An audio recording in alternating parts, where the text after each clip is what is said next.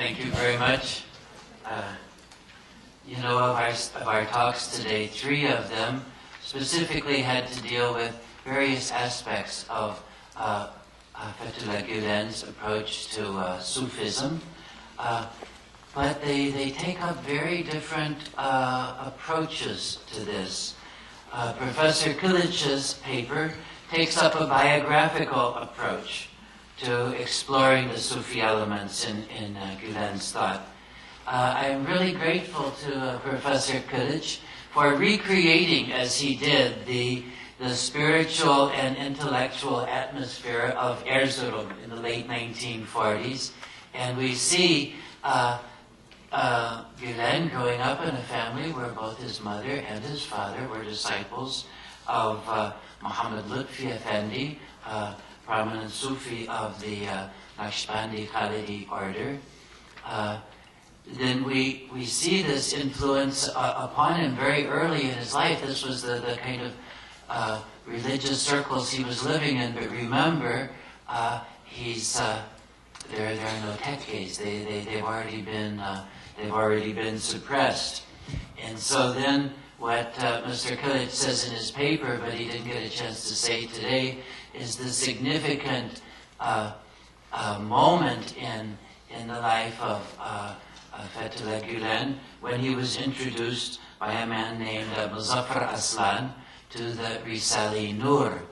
And Mr. Kilic goes so far as to even suggest that although some followers of the readers of the Risale-i Nur might disagree, he sees Mr. Gülen almost as a Pirisani, as the second pir, or the second sheikh of the Nur movement. And so then he continues with 2 particular points, which he really didn't, unfortunately, get to expound on. One is Mr. Gülen's approach to Wahdatul Wujud, in which he really takes up an approach. You can see very clearly the influence of Ahmad Sirhindi in his Wahdat al-Shuhud. In other words, to a Sufi who is really illuminated and full of the presence of God and aware of this. It seems like all reality is one. But this is a psychological reality rather than, we might say, a metaphysical one. And the second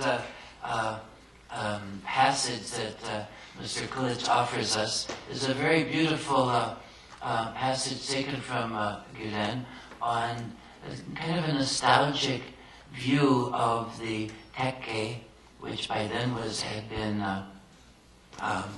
abolished or suppressed in Turkey, as kind of a place of peace and holiness and goodness. You could see that this is really a part of Fethullah Gülen's thinking, that once there was this place, where people came together and really had spiritual growth, spiritual conversation going on. Turning to the second paper, Mr. Ali Bulach, he really is concerned with a different issue, you might say, which is where to locate Fethullah Gülen within the intellectual history of Muslim societies. He begins by noting the different role played by civil society as the way it developed in the West. From that, we find what we find in Turkey. In the West, civil society developed in order to support democracy against autocracy, to support secularism against theocracy.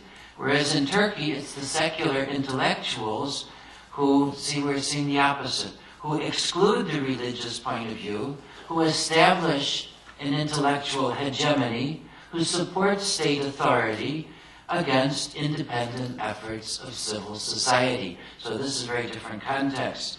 So he sees 2 Islamic responses to this situation.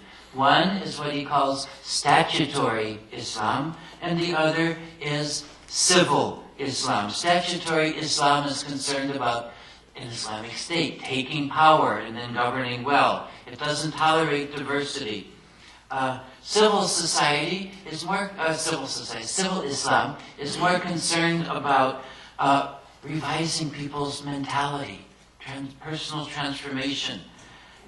the importance of society overstate the idea of context, the idea of the necessity for change.